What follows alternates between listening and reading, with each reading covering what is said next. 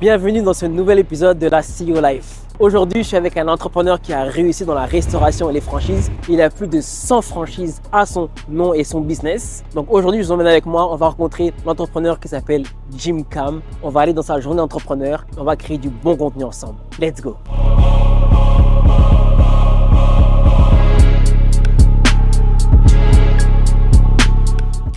Hello Jim, comment tu vas? Super, toi? Donc c'est Jim Enchanté. Cam. Enchanté. Yes. Donc aujourd'hui, on est dans un nouvel épisode de la CEO Life. Donc ce que je fais vraiment, c'est que je vais voir des entrepreneurs qui ont réussi et j'essaie de partager à ma communauté leur vie d'entrepreneur, leur lifestyle pour vraiment les inspirer. Donc je sais que c'est du classique, on demande toujours aux personnes de se présenter. Donc encore une fois, je vais te demander un peu de te présenter, qui tu es d'abord, c'est ça, et qu'est-ce que tu fais exactement pour que ma communauté puisse te connaître. OK. C'est simple. Non, pas plus simple que ça, Jim Cam. Et qu'est-ce que je fais principalement, c'est franchisation. J'ai plusieurs bannières de restaurants que le monde connaisse pas mal. C'est Sushi Sama, Poké Station, Ganadara, etc. Comment j'ai commencé, c'est il y avait 12 ans. J'ai ouvert mon premier restaurant de sushi, juste moi et ma femme. Et ça a commencé de là. Un après l'autre. Puis là, une fois qu'on a ouvert une coupe, je sentais que c'était le moment que je pouvais expandre ma connaissance puis pouvoir aider d'autres personnes à avoir leur propre restaurant aussi. J'aimerais bien comprendre, est-ce que tu as toujours été dans l'entrepreneuriat ou comment tu as commencé? Est-ce que toi, dans l'entrepreneuriat, tu as toujours baigné dedans ou c'est quelque chose que tu as vraiment appris avec le temps? Non, je me suis vraiment juste lancé du jour au lendemain. J'avais 21 ans, je suis dans un bar avec mes deux meilleurs amis. Ouais. Et là, un de mes meilleurs amis, il vient, il me dit, dans 3 ans, il faut que j'ouvre une business. Là, moi, je suis comme, pourquoi? Là, il me dit, parce que je viens de date une femme qui a commencé l'université. Là, il me dit, imagine, t'as un chum qui conduit une belle voiture, qui peut t'amener au travail, chercher à l'école, payer à manger, c'est nice. Mais dans 10 ans, est-ce que tu penses qu'elle va trouver que tu es encore l'homme idéal? Et là, j'ai réalisé que je ne pouvais plus rester qui je suis pour le futur. Finalement, ce rêve, cette idée m'a tellement marqué que je ne pouvais plus vraiment dormir. Mais au contraire, c'est que mes amis, ils avaient juste parlé, puis aucun d'eux, ils se sont lancés. Puis avec le temps, je me suis juste dit que j'ai pas le choix, il fallait que je le lance par moi-même. J'avais aucunement les connaissances, aucunement les moyens. J'ai juste fait ce que je pensais que j'étais capable, puis boum. Tu t'es lancé. C'est ça, dans l'entrepreneuriat, des fois, il ne faut pas trop se prendre la tête. Quand tu as quelque chose à faire, juste fais-le, do it. Et c'est après que tu vas commencer à penser. On pense des fois trop. Et en termes de chiffre d'affaires à peu près, tu sais, dans tous tes business que tu as aujourd'hui, je pense que c'est plus de 100 franchises. Tu réalises à peu près combien de chiffre d'affaires mensuel à peu près? En termes de chiffre d'affaires, on va dire, si jamais je calcule toutes les franchises ensemble, ça peut générer quelques millions par mois ensemble, comme des chiffres d'affaires. Ok, parfait. Est-ce que toi, en fait, justement, vu que tu as énormément de franchises comme ça, justement, ça demande une grosse équipe ou comment vous fonctionnez? Naturellement, oui, mais c'est juste que nous, on a été poussés par le COVID. D'abord, on a été capable de travailler avec l'efficacité. Et là, comment que nous, on fait, c'est qu'on fait juste rinse and repeat le business model. C'est ça que je dis tout le temps, c'est que nous, on fait du business, on est bon dans ce qu'on fait. Si on était en mesure, par exemple, d'avoir des personnes qui étaient répliquées comme nous, de faire la même chose et on leur apprend, c'est là que tu commences à grossir. Parce que tu ne peux pas tout garder pour toi, il faut savoir déléguer. Mais souvent, si tu arrives à dupliquer le même process à plusieurs personnes et que tu leur fais confiance, ben à ce moment-là, c'est là que tu grossis. Mais c'est ça, parce que toi, tu as parlé de délégation. Ça, c'est super important, surtout que tous les entrepreneurs, quand tu te lances en affaires, tu sais qu'une affaire principale que tu vas perdre, non seulement c'est ton argent, c'est ton temps. C'est comme si jamais tu t'occupes d'un nouveau-né, comme tu as 100% de ton temps, même 200% est donné. Et là, comment que moi j'ai pensé à expandre en pouvoir me déléguer, c'est en rendant mon équipe de plus en plus compétent et plus performant aussi. Et là, en faisant ça, ben, moi, je peux les fournir plus de tâches, eux sont plus contents et se font plus d'argent. Exactement. Et moi, je suis tranquillement de plus en plus libre de mon temps. Du coup, là, on va faire la transition justement parce qu'on est dans un de tes business qui s'appelle Clomi. Ouais. Et là, on va aller vers là, mais je voulais savoir comment s'est fait la transition vers la restauration, vers un Clomi, par exemple, qui est quelque chose autour des jeux, c'est ça? Oui, exactement. J'ai un de mes meilleurs amis qui avait une très bonne idée de business. Puis là, moi, je dis, pourquoi tu ne m'as jamais en parlé? Puis là, si jamais tu m'en parlais, on aurait tellement explosé ça ensemble. Mais là, il me dit, mais toi, tu as juste fait de la restauration. Mais moi, je comme ça veut rien dire. Quand tu es en entrepreneuriat, qu'est-ce que tu apprends, c'est régler des problèmes. Le problème que je règle en restaurant, c'est peut-être pas la même chose que dans d'autres business, mais au moins, j'ai développé la capacité de régler des problèmes. Et c'est juste ça, c'est juste trouver des solutions. Puis là, après ça, pour prouver que j'ai raison, pour prouver que mon point était valide, j'ai partnership avec Clomi. Eux, ils m'ont rapproché pour me dire comme, hey, regarde, ça, c'est mon business. Est-ce que tu penses qu'on est capable de le franchiser? Et moi, je dis, pourquoi tu penses que moi, je serais la bonne personne si jamais je fais juste faire de la restauration? Ben là, il dit, I just feel it. Moi, je suis comme, c'est bon, merci. Puis là, boum, en 1 an, on a ouvert 17 succursales. 17 succursales à l'intérieur d'1 an. Waouh, c'est impressionnant. Donc là, on va aller voir le Clomy. Mais moi, ce que je trouve fou, encore plus dans ce que tu dis, c'est que tu étais dans un business dans lequel tu as monté déjà des grosses équipes et beaucoup de franchises aussi. Et là, tu t'es dit, ben, je vais me divertir et aller dans autre chose. Maintenant, ce qui se passe, c'est que les entrepreneurs, des fois, on se diversifie trop vite et on tombe, on se fait mal. Toi, c'est quel conseil, à quel moment tu recommandes à une personne de vraiment commencer à se divertir? Mais moi, je dis, quand c'est le moment de divertir, c'est quand que ta fondation est solide, premièrement. OK. Parce que qu'est-ce que je veux dire par fondation solide? C'est au moins que ta première business est capable de subventionner sur tous tes besoins quotidiens. Ouais, comme on disait, juste vivre, loyer, puis payer, puis ton style de vie. Au moins, si jamais ça subventionne à ça, là, tu peux te permettre vraiment de diversifier sur les autres. Okay. Parce que le moment que tu commences à diversifier trop tôt, tu te perds. Ça se peut que tu te perds. C'est parce qu'en fait, moi aussi, j'ai fait cette erreur-là. Il y a un moment donné, j'avais plusieurs business, puis j'étais dans tous 20, 20, 20, 20, 20, mais au final, tu fais rien. Et c'est là que j'ai compris que dès le moment où j'ai décidé d'arrêter de me concentrer sur 10 millions de business, juste me focaliser sur un seul business à 100% et le faire grandir, c'est là que ça a fonctionné. Et après ça, tu commences à aller sur autre chose. Mais beaucoup d'entrepreneurs qui vont nous écouter, ils ne sont pas focus, tu comprends? Ils sont dans trop de choses en même temps et ils se plaignent pourquoi ils ne font pas du chiffre d'affaires. Oui, effectivement. Tu vois, on est un samedi matin, c'est rempli. Midi, c'est rempli. C'est rempli. C'est nice, c'est vraiment grand. Ouais.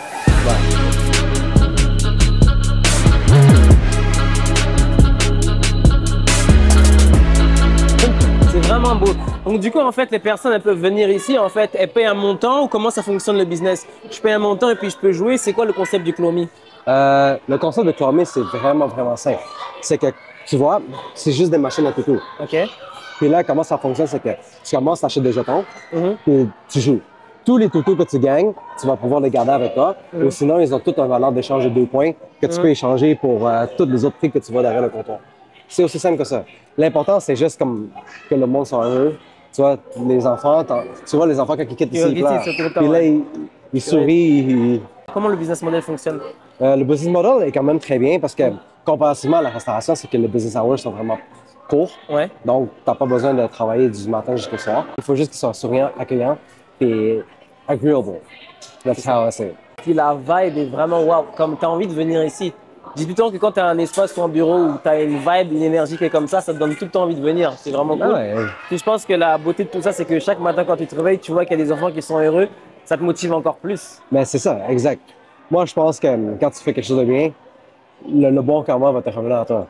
Donc ici, on était dans le Clomy. Là, maintenant, ce qu'on va faire, c'est qu'on va aller dans un autre business que tu as. On va aller découvrir autre chose là-bas directement. Excellent. Ok, bébé, j'avoue, je suis dans l'excès. Pour des petits trajets, sur le fait.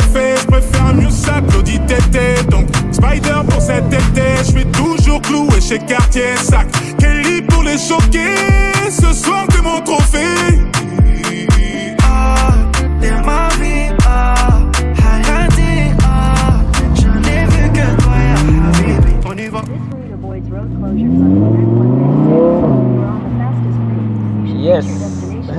Donc, toi, Jim, tu as toujours été dans les voitures ou c'est quelque chose que quand tu as commencé à faire dans l'entrepreneuriat, tu t'es vraiment intéressé? Non, ça a toujours été quelque chose que j'étais passionné.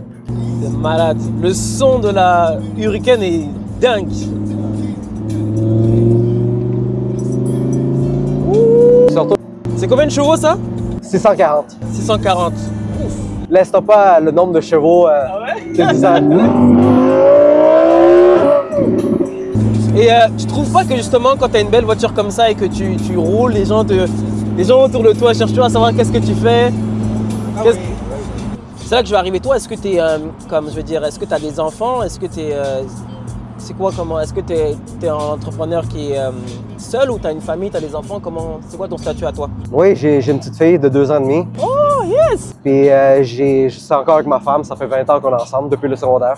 C'est la seule femme avec qui j'ai été avec. Vous voyez, vous entendez, hein? La seule femme depuis 20 ans. Vous avez entendu? Tout entrepreneur que je connais, j'en connais pas un entrepreneur qui n'a pas une femme qui est derrière la personne. C'est toujours comme ça. Moi, c'est pareil. Moi, ça fait presque 10 ans ou 12 ans, je suis avec ma femme et J'ai mon petit-fils Kylian, mon petit joueur de foot Kylian là, il y a 1 an maintenant, il y a ouais. Ok. C'est parce que je trouve que sur les réseaux sociaux, etc., on parle beaucoup de succès, mais c'est très rare qu'on parle aussi des échecs et des difficultés qui font partie en fait de ce monde entrepreneurial là. Et parfois, certains justement, quand ça leur arrive, ils ne savent pas comment se relever. Et c'est important comme on le fait dans la vidéo, d'en parler aussi parce qu'il n'y a pas que tout le temps du beau. Des fois, c'est difficile, des fois, il y a des difficultés et autres. Même ceux qui ont bien réussi, là, des fois, on a des challenges, des plus gros challenges. Non, mais c'est ces plus gros challenges qui vont te prouver est-ce que tu mérites le succès que tu as en ce moment. Puis là, je suis content que ces challenges sont arrivés. Ça m'a permis de montrer que je mérite tout ce que j'ai aujourd'hui et que ça n'a jamais été donné. Exactement. Il y a le beau château d'Ivoire ici. Rolex. Yeah, c'est ça, Château d'Ivoire. Château d'Ivoire, j'ai un contact là-bas qui... Yeah, toi, t'es un gars de montre aussi? Oh, moi, j'adore les montres. Et là, hier, je regardais, moi, c'est la Philippe Patek, la Rose Gold que j'aimerais avoir. Yeah, laquelle? Pas Nautilus? Ouais. Ouais. Elle est magnifique. En plus, ils ont sorti des nouveaux modèles. Ouais, le Cubitus, je sais pas comment... Ouais. Mais ouais, Philippe Patek, j'adore. T'en as-tu une en ce moment? Non, en ce moment, je n'ai pas Philippe Patek. Mais je compte en avoir une. Celle que je veux, elle est là. Attends, je vais te la montrer. Je l'ai en photo ici. Je me suis donné comme objectif. D'abord, quelques investissements que j'ai à faire, mais après... Attends, je vais te la montrer. Je l'ai pris en photo hier. Elle est magnifique. Mais là, la question, c'est la montre avant ou la voiture en premier? La voiture en premier. La voiture en premier, bah bon. Oui, oui. Celle-là, là. Ouais, incroyable. Montre, moi, je ne dirais pas non à ça. Ah oui? Ah non, c'est elle ici. Je sais pas si vous la voyez. Elle est magnifique. Non, c'est sûr. Voiture en premier. Moi, j'aime beaucoup plus les voitures que les montres. Je vais pas te mentir, là. Je veux dire, voiture en premier. Ça, si t'as déjà une coupe de belles montres, t'es comme... Ben oui, non. Voiture, c'est quelque chose... La voiture, c'est différent. C'est super émotionnel. Quand tu sors de ton bureau, que tu rentres dans ta voiture, que tu mets ta musique, que tu écoutes le son, c'est une émotion particulière qui est inexplicable. Ouais. Ouais, surtout, tu vois, moi, regarde, prends les petits-enfants. Eux, ils sont tout le temps contents de voir ça. Bah oui, tout le monde est content de voir ça, toujours.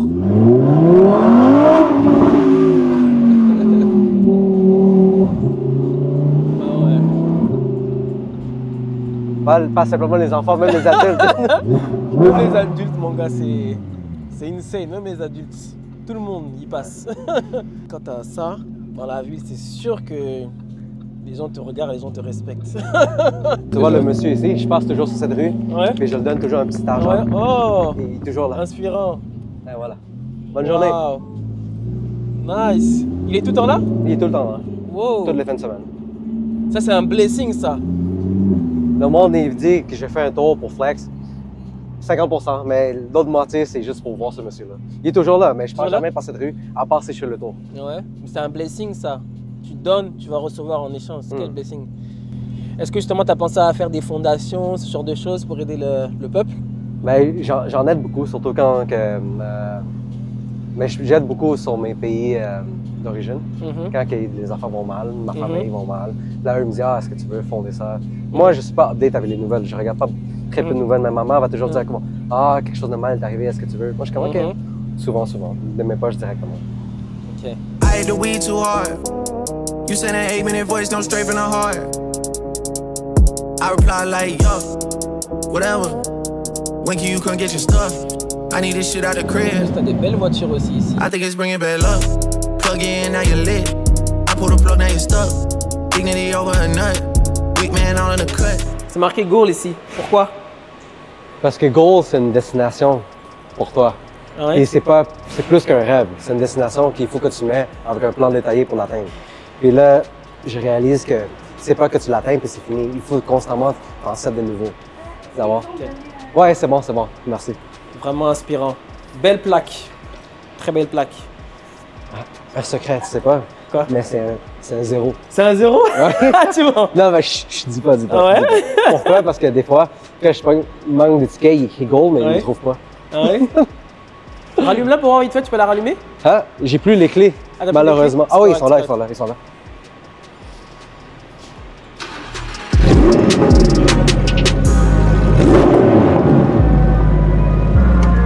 Ah ouais, magnifique.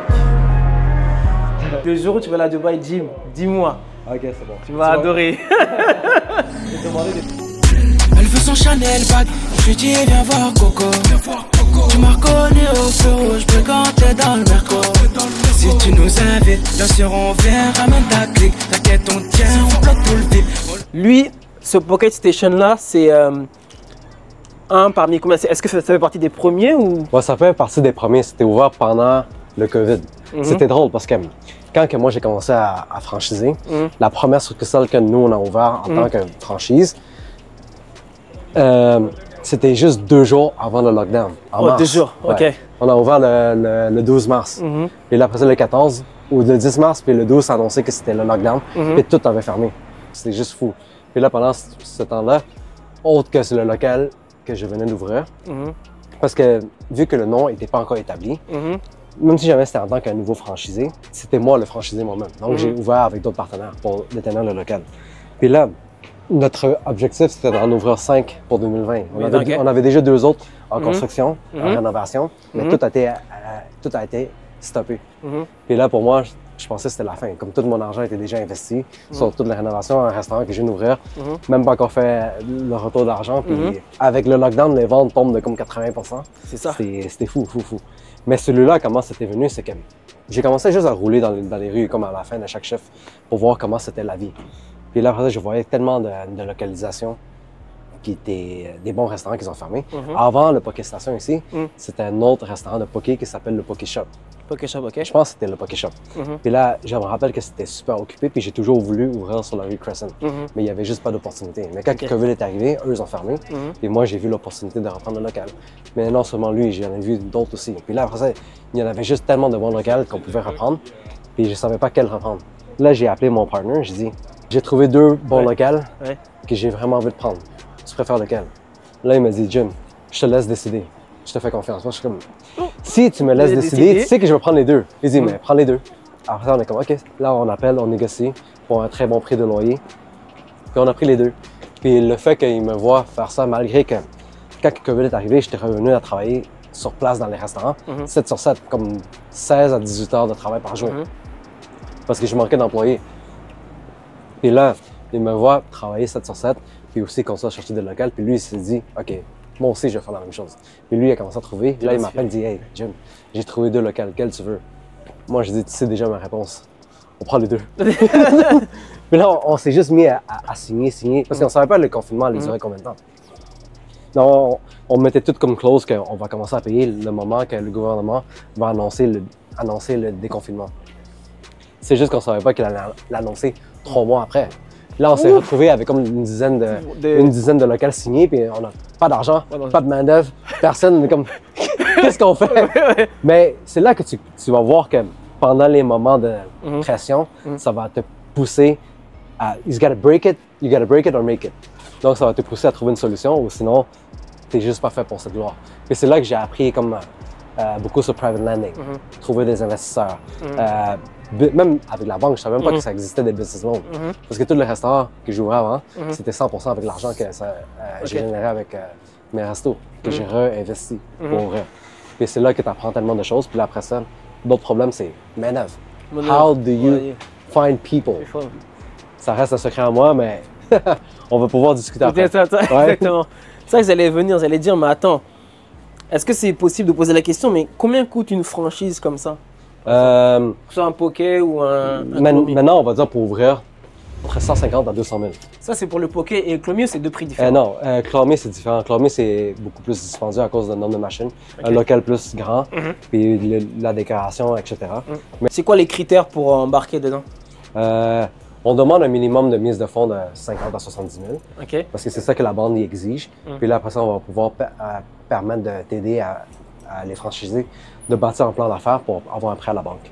Puis le prêt à la banque, il couvre environ 70 à 80% de l'investissement total. Épuisé de risques, comme numéro 10. KB9, caviar de Modric. Mais tout ça c'est fini. Les types ont grandi, les D5 en Audi. Tu connais ces paris. Ngati Abedi, Ngati Abedi. On comptait les centimes, c'était pas pour les films. On a demandé R. Dans le fond, on a déjà des bols préfaits. Végétarien, saumon et thon, saumon, thon, crabe, crevette, poulet, etc. Ou sinon, tu peux même configurer ton propre bol. Comme tu choisis exactement tous tes ingrédients. Si jamais c'est ta première fois, je te recommande d'aller avec le choix du chef. Parce que c'est déjà plus balancé que la plupart du monde. Moi, Est-ce j'aime que les tu manges? crevettes. Moi, j'aime les crevettes. Et c'est le crabe crevette, c'est excellent. Ou sinon, on a le poulet katsu aussi, il est excellent. Crabe crevette, ça me parle. Parce que dans le secteur ça n'allait pas. Un peu pour le daron, un peu pour la daronne. J'irai pas loin sans baraka. Moi, je connais mon kata et je connais mon karaté. On va goûter ça. Déjà, ça, c'est super bon. Waouh. C'est bon, ça. Litchi. Est-ce que tu as déjà mangé de la bouffe africaine? Je t'inviterai dans un des restaurants d'un de nos frères congolais pour que tu goûtes notre bouffe. Il a vu que j'ai pas vraiment d'amis. Ouais, c'est ça, exactement. Ok. Moi, je vais te faire goûter. Comme à la nourriture haïtienne déjà, là, comme à le griot et tout. J'ai grandi beaucoup à Saint-Michel. Saint-Michel, ok. Donc c'est ça que j'ai beaucoup d'amis là. Donc, si je comprends bien, toi, tu as grandi à Saint-Michel toute ton enfance. Ouais. Du coup, est-ce que toi, ta famille, c'est une famille qui vient d'entrepreneuriat ou... Non, moi pas du tout. Mes parents sont immigrants ici. Quand ils sont arrivés, ils m'ont eu un an après ou la même année, je ne me rappelle plus exactement. Et ça a juste grandi comme ça, dans une famille immigrante, que mes parents ils faisaient chacun 2, 3 travails pour juste nourrir et subventionner la famille. Et quand tu grandis, tu vois tes parents travailler aussi fort, tu te dis que plus tard, ton objectif, c'est de faire de l'argent. Tu n'avais juste aucune idée comment faire. Et là, vu que eux, tout ce qu'ils pouvaient te donner comme conseil, c'est stay in school, get good grades, parce que c'est ça qu'eux pensaient que c'était. Puis malheureusement, moi, j'ai pas pu démontrer cette capacité d'avoir les meilleures notes. Pas parce que je suis stupide, mais c'est juste que je pense que j'ai juste nullement l'intérêt à l'école. Quand j'étais jeune, j'avais aucunement... Je savais pas pourquoi. Mais maintenant que j'ai grandi, je réalise que c'était juste clair. Parce que dis-toi que si jamais tu mets 100% ton effort et tu as la meilleure note, le mieux que tu peux être, c'est d'être comme le numéro 1 de la classe. Et là, tu le regardes, t'es comme, j'ai pas envie d'être comme lui, ou être comme lui n'a pas plus d'avantage non plus d'être, on va dire, le 20e de la classe. Et c'est pour ça que j'ai juste pas jamais eu l'intérêt de vouloir mettre cet effort. C'est ça que j'ai réalisé. Mais quand on est jeune, tu sais, surtout quand tu parles de Saint-Michel-Haute, même moi, je viens des quartiers un peu en France, un peu de la cité, etc. On a beaucoup de tentations aussi avec tout ce qui est la jeunesse, que ce soit dans l'illicite ou dans des gangs, etc. Toi, comment tu as fait pour pas rentrer dans cette sphère et justement pas être dans tout ce monde? Parce qu'il y a plein de jeunes qui ont de la difficulté, qui sont engrenés dans tout ça. Ouais, je sais, t'as raison. J'ai eu beaucoup d'amis qui ont pris pas tout le temps le chemin droit, malgré que ça n'a pas été difficile, la jeunesse. Mais j'avais toujours gardé, je ne sais pas pour quelle raison, sûrement les valeurs familiales, que c'était ça qu'il fallait pas que je touche, comme pas de drogue, pas d'affaires illégales. Même si jamais il n'y avait pas de meilleur chemin d'aller droit, mais je me suis dit, it is what it is. J'avais accepté quand j'étais jeune que ma vie serait peut-être quelque chose de misérable. Mais quand j'ai décidé vraiment de prendre ma vie en main, c'est quand que tu réalises que tu as des responsabilités sur tes épaules. Et c'est là que je me suis dit, je dois être mieux. Et là, comment être mieux? Tu sais pas, mais au moins tu as l'objectif que tu veux être mieux. Puis là, en gardant cette mentalité, tu vas toujours trouver des solutions pour être meilleur. Tu sais, tu peux être 1% meilleur tous les jours. Puis là, à la fin d'un an, tu es tellement beaucoup meilleur que qui tu étais au début de l'année. Mais là, du coup, Jim, on va se dire la vérité, ok? J'ai aussi en parlé dans le podcast, mais on s'entend que aujourd'hui, les restaurants, je veux dire, à Montréal, il y en a un qui ferme toutes les, je sais pas combien de minutes ou autre. Il y a beaucoup de restaurants qui ferment, c'est pas facile. Comment on fait dans la restauration pour réussir comme ça? Parce que j'entends beaucoup d'histoires, il y a beaucoup de restaurants qui s'ouvrent, mais c'est pas tout le monde qui réussit à tenir comme ça. Comment on fait pour être justement un restaurant qui réussit comme les tiens, en faisant la différence, contrairement aux autres que, j'ai même un ami qui a un restaurant, c'est difficile. Hein. C'est un restaurant de combien de places? Alors lui, avant, il était sur Côte-des-Neiges et maintenant, il est dans le Vieux-Port. C'est un restaurant un peu plus grand. Je dirais que ça fait à peu près 2 fois ici. OK, mais c'est ça. Voilà, ça, c'est le problème. Parce que quand tu prends un restaurant avec plus de capacité, tu as plus de charges naturellement qui viennent avec. Donc, si tu prends une superficie plus grande, puis les 2 localisations que tu viens de nommer, le loyer n'est pas base.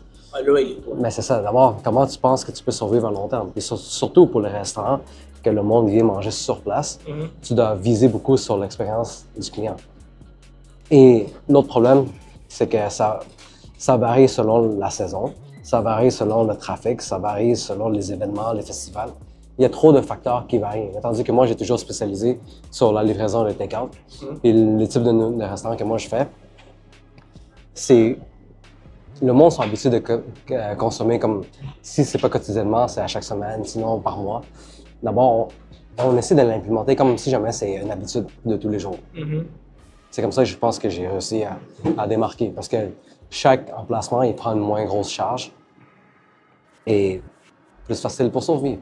Puis là, tu fais l'argent investi, tu as le meilleur pour ton argent. Imagine que tu as un gros restaurant sur place, une grosse superficie. Non seulement tu payes un loyer plus cher, mais tu as beaucoup plus d'employés que tu le mets sur place. Mais si tu n'as pas d'enrôlement, est-ce que tu penses que tu peux simplement couper les employés? Peut-être oui, mais si jamais ça devient occupé, tu penses qu'eux vont vouloir revenir travailler pour? Ils vont voir que leur travail n'est pas stable. Et ils ne vont pas vouloir. Et c'est très difficile. Donc, si je comprends bien, il vaut mieux prendre quelque chose de plus petit, avec un loyer qui est moins cher. C'est ça, parce que mes concepts démontrent que tu peux même faire des chiffres équivalents à des gros restaurants, mais avec une superficie plus petite. Comme l'objectif de tout investissement, c'est que tu as ton return on investment le plus rapidement possible. Ou sinon, le risque de l'argent mis est réduit au minimum possible. Si jamais on fait une comparaison facile, prends un autre restaurant qui est similaire à mes bannières, par exemple Sushi Shop. L'investissement initial au total est environ de 500 000 versus un Sushi Sama qui est de 200 000. Oui, nous deux, on offre le programme de financement avec la banque, mais techniquement, ça veut dire que eux, leur hypothèque qu'ils doivent payer à chaque mois est beaucoup plus élevée aussi. Donc, c'est là qu'ils ajoutent un risque additionnel à eux, même si jamais ils opèrent sous le même concept que moi. Comme nous, on reste flexible sur ce côté-là. On comprend qu'on vit dans un monde qui rien n'est certain. D'abord, on veut aussi assurer la longévité pour le franchisé. D'abord, on minimum le risque d'investissement et ça peut les permettre de survivre à long terme. Surtout qu'à Montréal en ce moment, le problème qu'il y a, c'est qu'entre le Vieux-Port et ici, Cresson-Savoie, il y a tellement de travaux que même les gens qui veulent des fois venir ne peuvent pas atteindre le restaurant. Tu sais, il m'expliquait qu'il y a beaucoup d'endroits où des gens qui commandent des fois, à cause qu'il y a les travaux, ils annulent parce qu'ils n'arrivent même pas à venir. Mais c'est ça, exact. Ça, malheureusement, c'est triste, mais c'est Montréal, right? Puis nous, on vit de là. Et c'est justement des problèmes que j'ai réussi à éviter, vu que mes concepts n'ont jamais été tournés alentour, que le monde devait vraiment venir sur place. Wow! Donc le take-out, c'est beaucoup plus, pas moins risqué, mais c'est beaucoup plus, pas plus simple, mais je dirais que c'est beaucoup plus safe d'aller dans le take-out que d'aller forcément dans des grosses... Ouais, c'est ça, tu peux le dire de cette façon-là. Okay. D'accord. Et le concept ici, je vois le design, etc., c'est toi qui es venu avec ces idées-là ou tu as une designer ou... Mais au début, le premier podcast, quand on a commencé, je l'ai amené l'idée initiale du brand. Et c'est lui qui a fait le design pour moi. Comme on va dire, en bambou, le wall paint, c'est tout un designer qui a fait le design. Effectivement, on ne peut pas être talentueux partout. Moi, j'ai juste l'idée, j'ai les choix de couleurs que j'ai envie d'utiliser, comme le vert et le bleu, et là, un peu le bois. Et là, je le shoot les idées de base, puis lui, il me le met sur son papier directement. Puis moi, je suis comme, wow, I like it. Et du coup, après, tu peux ensuite le dupliquer. Et les gens qui t'écoutent, est-ce que les gens qui t'approchent pour avoir des franchises, c'est les gens qui viennent comme ça, des vidéos sur Internet et autres? C'est quel type de personnes qui t'approchent? Ça vient d'où tes leads, des gens qui veulent faire des franchises? Est-ce que c'est des connexions? Est-ce que c'est... Mais généralement, pour toutes les dernières années, ça a toujours été... ça n'a jamais été moi qui gère les nouveaux franchisés. Okay. Comme moi, j'ai jamais voulu m'occuper de ces parties-là du business. La raison pourquoi est-ce que je le fais maintenant, c'est parce que, vu que je ne l'ai jamais fait, je peux quand même le démontrer que c'est une bonne chose à faire. Parce que aussi, surtout qu'une personne que je respecte beaucoup, c'est Tal Lopez. Lui, quand j'étais allé dans son événement à LA, il m'a expliqué que le personal brand ou un community brand, c'est le type de business qui va pouvoir survivre à la long terme. C'est là que je me suis dit, OK, why not être l'image publique de toutes mes marques. C'est là que j'ai décidé de me relancer, être celui qui est devant toute l'image de marque. Mais en général, j'ai une excellente équipe qui gère ça. J'ai des courtiers qui travaillent pour nous. Et très peu de monde me contacte directement pour. Parce que moi, j'ai dit, premièrement, quand ils me contactent, moi, j'ai dit, je vais t'envoyer à la personne qui s'en occupe parce que moi, c'est pas que je veux pas m'occuper de toi, mais c'est juste que j'ai pas le temps pour ça. Puis j'ai d'autres priorités. Donc, les personnes elles vont vers les autres et c'est super. Et est-ce que tu trouves que depuis que tu es un peu plus investi dans ton personal branding, est-ce que tu trouves que ça fait une différence? Depuis que tu es un peu plus sur les réseaux, etc.? Ça fait une différence dans plusieurs aspects. Mais pour le côté de franchisation, je trouve qu'on a déjà quand même une bonne formule. Ça n'a pas vraiment été un gros plus. Mais ça a été, qu'est-ce que ça a été plus? Ben, c'est comme toi qui m'as contacté et que tu m'invites à ton podcast. Merci beaucoup. Ben, c'est ça c'est une des grosses différences. Ben oui, parce que ici dans le Québec, dans la région de Montréal et tout, des personnes qui font du contenu, il n'y en a pas non plus 1 million là, tu comprends? Donc t'en vois beaucoup rapidement. Puis moi, ce concept-là, je l'ai pris un peu de la France et de Dubaï quand j'ai vu les autres entrepreneurs, c'est que eux là, entre eux, tous ils font des podcasts entre eux, ils font des contenus entre eux, etc. Mais je trouvais qu'ici, il n'y avait pas encore... on dirait qu'il y a un frein ou je sais pas. J'ai dit, mais pourquoi les gars, on ne veut pas faire des contenus avec nous? Alors que on a les entrepreneurs qui ont réussi, souvent on a les mêmes valeurs, parfois, souvent. Mais aussi on retrouve des fois les mêmes problèmes aussi, etc. Puis je trouvais ça inspirant de connecter différents cerveaux pour partager du savoir. Et c'est là que j'ai suivi le concept du CEO Live parce que je me suis dit, mais attends, les podcasts, oui, c'est bien, mais les podcasts, je trouvais que c'était pas assez. Parce qu'on veut voir vraiment dans l'univers de l'entrepreneur, ce qu'il fait, ses business et tout, ça va inspirer le monde. Parce que souvent, on montre beaucoup les voitures de luxe, les belles choses et tout, mais ça, c'est une partie, mais il faut aussi voir l'autre côté. Il y a des business qui sont là, qui sont présents, comme on voit ici le Poké Station. Poké Station, c'est ça. Hein? Poké Station, Clone Meat, il y a plusieurs choses qu'on veut voir et c'est ça que je veux montrer aux entrepreneurs. Et c'est là que j'ai commencé après à... Les podcasts, j'ai vu que ça fonctionnait bien, mais après, maintenant, aller dans le day to life des entrepreneurs, puis ça inspire le monde. Plus que juste... Et c'est pour ça que maintenant, je me suis connecté avec beaucoup plus d'entrepreneurs pour créer ce genre de contenu. Et après, c'est comme un... Je dis tout le temps que le plus important, c'est qui tu connais. Parce que j'ai commencé avec, tu sais, comme je dis, il y avait Gwen, après j'ai parlé à Raymond, après en fait, c'est juste... Ouais, un après l'autre. Finalement, c'est des petits, je sais pas comment t'expliquer, ça se fait naturellement. Parce que ça s'est fait naturellement, c'est juste que nos connexions, puis parce que c'est toujours comme ça. The man them too inconsiderate, 5-star hotel smoking cigarette, mixing codeine up with a Finnegan. She got thick but she wanna get Finnegan, drinking apple cider. On arrive à la fin de cette belle vidéo avec l'entrepreneur Jim Cam. Ce que j'ai vraiment appris dans ça, c'est que quand vous avez une passion, ici, vous entourez des bonnes personnes pour pouvoir progresser. Et surtout, si vous voulez grossir votre business, si vous voulez scaler, c'est important d'avoir une bonne infrastructure et d'avoir les bonnes personnes, que ce soit les banques, les bons partenaires, les pouvoir grossir rapidement parce que sinon, ça ne va pas être possible. Seul, vous ne pouvez pas vraiment réussir à développer des gros business. Il faut vraiment avoir une équipe et plusieurs personnes pour aller plus vite et pour créer un empire. À très bientôt. The man them too inconsiderate, 5-star hotel smoke.